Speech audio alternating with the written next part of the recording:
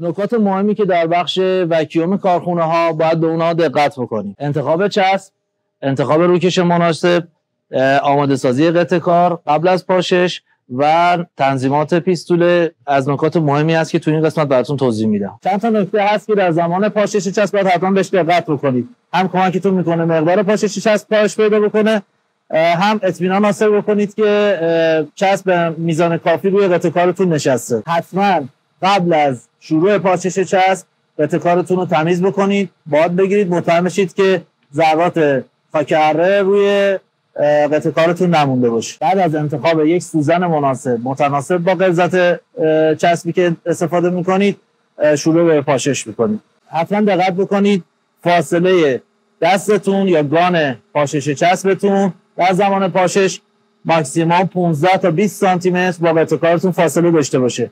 حتما حرکت یک نواخت داشته باشین موقع حرکت پیستول و فاصله رو کم و زیاد نکنید.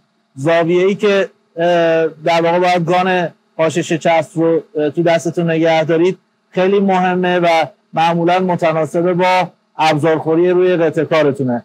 اگر که ابزارخوری عمیق دارین حتما گام رو به صورت عمودی از بالا روی قطع کارتون حرکت بدین. به جای اینکه خودتون دور قطع کار بچرخین حتما از میزهای گردون استفاده بکنید.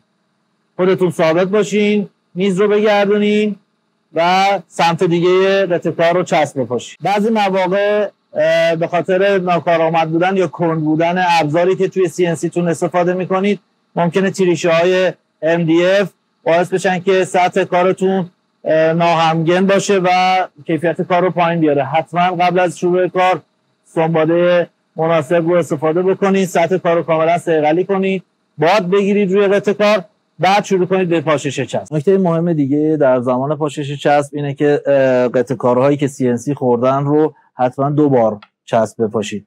با فاصله بپاشین که بار اول یه مقداری چسب جذب قطع کارتون بشه و مصرف چسبتون رو بیاره پایین. بار دومو کمتر چسب بزنید و با خیال راحت قطع کارتون رو وکیوم کنید. تنظیم فشار باد روی پیستول نکته خیلی مهم دیگه ای که حتما باید بهش دقت بکنید. حتما فاصله رو با کمپرسورتون کم بکنید یا مانومتری داشته باشید که مقدار فشار باد رو بتونید اونجا کنترل بکنید.